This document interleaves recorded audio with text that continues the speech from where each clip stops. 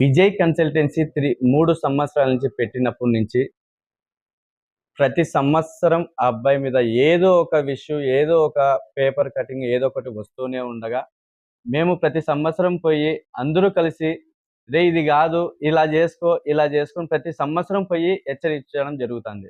కానీ అబ్బాయి ఏ రోజు కూడా వినని దాఖలాలు లేవు. ఏ రోజు కూడా అబ్బాయి రైటర్‌గా చేసిన రోజులు లేవు. అయితే ఏందంటే మొన్న 3 రోజుల క్రితం మేమందరూ కలిసి వెళ్ళాము. మాతో పాటు విద్యార్థి సంఘాలు కూడా వచ్చాయి. అందరూ కలిసి వెళ్ళినప్పుడు అక్కడ ఉన్న వాళ్ళ అమ్మ గాని, ఆ అబ్బాయి ఒక్కడే కాదు, వాళ్ళ అమ్మ, వాళ్ళ నాన్న మొత్తం అందరూ ఉండడం వల్ల అక్కడ ఉన్న విద్యార్థి సంఘాలను వాళ్ళు దొబ్బారు. దొబ్బడం వల్ల అక్కడ ఉన్న విద్యార్థి సంఘాలు అక్కడున్న దాడి చేయడం జరుగుతుంది. దాడి అంటే మరి ఏమీ లేదండి. వాళ్ళని దోచుకోవడం, దొబ్బుకోవడం, నువ్వు ఎలా చేస్తావు అన్ని చేయడం జరిగింది. దాంతో కూడా వాళ్ళ తల్లిదండ్రులు వాళ్ళు కొద్దిగా మాట్లాడడం జరిగింది. దాంతో ఇది కాదు అనడం, 100 కాల్ చేయడం, అక్కడున్న బిల్డింగ్ ఓనర్ 100 కాల్ చేయడం, స్టేషన్‌కి వెళ్ళడం, అక్కడ మొత్తం చెప్పడం జరిగింది. ఇక్కడ అబ్బాయిని మేము ఏ విధంగా దాడి చేయలేదు. మేము దాడి చేయాల్సిన అవసరం కూడా లేదు. ఇంకోటి ఏందంటే ముఖ్యంగా ఆ అబ్బాయి ఏ రోజు కూడా జీనియన్‌గా చేసిన రోజులు లేవండి. ఏ రోజు కూడా అబ్బాయి ఏ విద్యార్థులకు జీనియన్‌గా చేసిన ప్రతి సంవత్సరం ఏదో ఒక వివాదం జరుగుతాంది. ఇక్కడ అనంతపూర్‌లో ఈ అబ్బాయి అయితే అక్కడ ధర్మవరంలో వాళ్ళ తమ్ముడు వినయ్ అనేసి ఒక జర్నలిస్ట్ పై దాడి చేయించాడు. అక్కడ వర్క్ చేస్తున్న టెలికాలర్స్ అమ్మాయిల్ని పంపించి, రఘు అనే అబ్బాయిని పంపించి, ఒక జర్నలిస్ట్ పవన్ అనేసి అక్కడ ఉంటాండి ధర్మవరంలో సత్యసాయి జిల్లా. ఆ అబ్బాయి అతని ఆఫీస్‌కి వెళ్ళి దాడి చేయడం జరిగింది. వాళ్ళు కంప్లైంట్ పెట్టడం జరిగింది. ఇప్పుడు అక్కడ ఎఫ్ఐఆర్ కూడా అవ్వడం జరిగింది. ఈ రోజు అబ్బాయి స్టేషన్ కూడా వెళ్ళాడు. పిలిపించారు అక్కడ సిఐ గారు. ఇక్కడ మేము కూడా ఇప్పుడు ఇన్నాళ్ళు సరేలే అబ్బాయి తెలుసుకుంటాడు అనేసి మేము కూడా ఊరికే కంప్లైంట్ ఇచ్చి వచ్చేసామే గానీ మరి అక్కడికి వెళ్ళలేదు. మేము కూడా అఫీషియల్ గా ఇంకో కంప్లైంట్ ఇవ్వడం జరుగుతుంది. మేము కూడా ప్రతి ఒక్క ఎవరైతే అబ్బాయి బాధితులు, ఒకరు కాదు, ఇద్దరు కాదు, లాస్ట్ ఇయర్, గత ఇయర్ బాధితులు కూడా ఉన్నారు మా దగ్గర. వాళ్ళని కూడా తీసుకొచ్చి మేము కంప్లైంట్ ఇస్తామండి. ఓకేనా? ఏదున్నా అబ్బాయి జెన్యూన్ గా ఇక్కడున్న ఈ కన్సల్టెన్సీ వ్యవస్థను ఆ అబ్బాయి వచ్చి 3 సంవత్సరాలైంది. మేము గత కొద్ది సంవత్సరాల నుంచి రన్ చేస్తున్నాము. ఆ అబ్బాయి వల్ల ఈ కన్సల్టెన్సీ వ్యవస్థ అనేది బ్యాడ్ నేమ్ రావడం జరుగుతుంది. ఆ వ్యవస్థని దాన్ని ఏదున్నా ఆ అబ్బాయిపై మీడియా మిత్రులను తెలియజేయడం ఏమంటే ఆ అబ్బాయిపై ఏదున్నా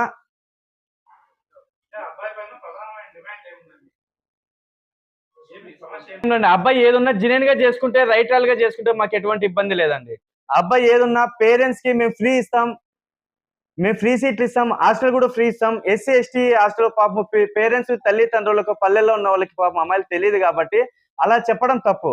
ఏదున్నా ఇద్దమ్మా ఈ కాలేజీలు ఉంటాయి, మీ ర్యాంక్ ఈ కాలేజ్ వస్తుంది, 1,50,000 వచ్చినా నేను గవర్నమెంట్ పాలిటెక్నిక్ కాలేజీలో ఇస్తా, 1,80,000 వచ్చినా నేను జేఎన్టీ యూనివర్సిటీలో ఇంజనీరింగ్ ఇప్పిస్తా అని టెలికాలర్తో చెప్పించడం తప్పండి.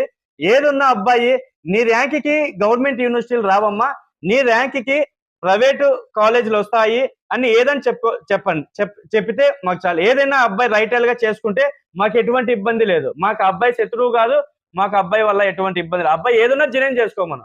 ఆ అబ్బాయి ఇప్పుడు అలా చేయడం వల్ల ఈ వ్యవస్థ దెబ్బతింటుంది. అదండి. అందరికీ గుడ్ మార్నింగ్. ఈ కన్సల్టెన్సీ వివాదం అనేది మేము గత 15 సంవత్సరాలుగా ప్రతి ఒక్కరు దాదాపు 30-40 మంది ఉన్నాం. ఆ పిల్లోడు వచ్చి విజయ్ కనీసం అంటే 2 సంవత్సరాలు కాలే.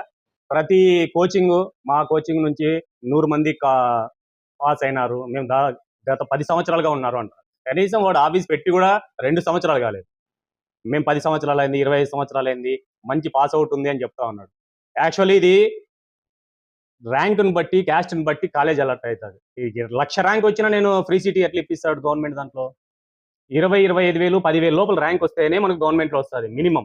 ఎస్సీ ఎస్టీ వాళ్ళకైతే 25,000 వచ్చినా వస్తుంది ర్యాంక్ గవర్నమెంట్ కాలేజీలో. అలాంటిది 1,00,000 రానిలే, నేను గవర్నమెంట్ ఇప్పిస్తాను, గవర్నమెంట్ పాలిటెక్నికల్ ప్రతి దాంట్లో ఇప్పిస్తా, ఫ్రీ హాస్టల్ చేపిస్తా, ఫ్రీ హాస్టల్ అని ప్రతిదీ కూడా ఇది డప్పు కొట్టుకొని విద్యార్థులందరినీ మోసం చేస్తా ఉన్నారు. అందుకే ప్రతిదీ ఆయన నిన్న మీడియాతో కూడా మాట్లాడుతున్నాడు, సార్ నేను ఫ్రీగా చెప్పలేదు, నేను ఎస్సీ హాస్టల్లో మైనార్టీ దాంట్లో చేపిస్తానని. ఎక్కడా అవి లేవు. ఇప్పుడు గవర్నమెంట్ మనకి పాలిటెక్నికల్కి మనకి గవర్నమెంట్ నుంచి 25,000, హాస్టల్కి 15,000 వస్తుంది. 40,000 ఒక పిల్లోనికి వస్తుంది. వాళ్ళకి సపరేట్గా హాస్టల్ అనేది ఎక్కడ ఉండదు. వీడు చేసే ప్రతిదీ మోసం చేసి చేస్తా ఉన్నాడు. మరి మా మీద చెప్తా ఉన్నాడు, వీళ్ళు ఓర్చుకోలేక మాతో చెప్తా ఉన్నాడు, ఇంకోటి ఇలా చేస్తా ఉన్నారని. వాని మీద ఏ దురుద్దేశము లేదు. తల్లిదండ్రులకు కానీ వీళ్ళకి పిల్లలకి మోసం చేయకోకుండా ఏ కాలేజీలో ఎంత ఫీజు ఉందో హాస్టల్ ఫీజు, ఏ కాలేజీలో ఎంత ఉందో అంత చెప్పమనే మేము చెప్తా ఉన్నాం. ఇప్పుడు మేము కూడా అదే చెప్తా ఉన్నాం. 15,000 వాళ్ళకి పిల్లలకి వస్తుంది. ఒక్కొక్క దాంట్లో 40,000 ఉంది, 60,000 ఉంది, 70,000 కట్టే కాలేజీలు కూడా ఉన్నాయి. ఆ ఒక్కటి నువ్వు ఎంత ఉంటే అంత చెప్పురా బాబు, అంతకు మించి నువ్వు చెప్పొద్దు, ఫ్రీ చెప్పొద్దు అనే ఉద్దేశం మాదంతే. మేము లేకపోతే వాని మీద ఇంకోటి దురుద్దేశాలు అట్లాంటివి లేవు. ఇది ఒక్కటే మేము మీడియా ద్వారా వానికి చెప్పడం కూడా అంతే. పిల్లలకు కానీ కూడా ఏ కాలేజీలు ఎంత ఉంటే అంతవరకు చెప్పరా, ఫ్రీ చెప్పొద్దురా అని ఇంతవరకు ముందు కూడా చెప్పాం. ఇప్పుడు కూడా అదే చెప్తా ఉన్నాం. వాడు స్టేషన్కి పోయినా ఇంకోటి పోయినా మేము కూడా వెళ్తాం, అదే చెప్తా ఉన్నాం. సార్ ఇది సిచ్యువేషన్ రా, ఇలా చెప్పొద్దు అని 100 సార్లు చెప్పినా కూడా ప్రతి ఇయర్ ఇదే రిపీట్ అవుతా ఉంది. ఇది 3వ సంవత్సరం వాడు ఇలా చేయడం, మరి అది చేయకూడదని మా ఉద్దేశం sir. Thank you. Vijay consultancy వాళ్ళ అమ్మ చనిపోయింది సార్. వాళ్ళ నాన్న తిక్కులోడు రోడ్లు పట్టుకొని తిరుగుతుంటే ఇదే హిమాలయస్ టీ స్టాల్ లో వాళ్ళ ఆఫీస్ ముందరే పంచాయతీ చెప్పినాం. ఫ్రీ అని చెప్పి ఉత్త ₹1 కట్టద్దని చెప్తే ఆ పాపకి 40-30 వేల రూపాయలు హాస్టల్ ఫీజు తాడిపత్రి టెక్ కాలేజీలో. అది జగదీష్, నేను, గిరీష్ అందరూ అఖిల్ అన్న అంతా మొత్తం ఎక్కువై ఆ అమ్మాయికి ఎవరు లేదని చెప్పి వాడు ఇప్పటికైంది 3 ఏళ్ళ ఫీజు వాంతైనా ఒక బాండ్ కూడా రాపించినాం సార్. ఇట్లా జేఎన్టీయూలో నేను ప్రొఫెసర్ని, ప్రాక్టికల్ మార్క్స్ అన్ని నా చేతిలో ఉంటాయని ప్రజలకు చెప్పడము, తల్లిదండ్రులు చెప్పడము, నీకు ఎగ్జామ్ పరంగా ఏమైనా హెల్ప్ చేస్తానని చెప్పడము, దొంగన కట్లను వాడ ఈడ కేపులో తిరుగుతుంటే పబ్లిక్ లో తిప్పిన మేము, నేను, అఖిల్ అన్న, గిరీష్, నరసింహ, జగదీష్ వీళ్ళంతా. ఈ రోజు సార్ 30 మంది ఆఫీసులు ఉన్నారు సార్. ఇక్కడ ఉండే 30 కన్సల్టెంట్స్ ఉన్నాయి ఇక్కడ. వాళ్ళని ఒకటే కాదు, మేము నిరుద్యోగులకు మాకు ఉద్యోగం లేక అందరూ డిగ్రీలు, పిహెచ్డీలు, బీటెక్లు, డిప్లొమాలు చేసిన వాళ్ళు ఉన్నారు.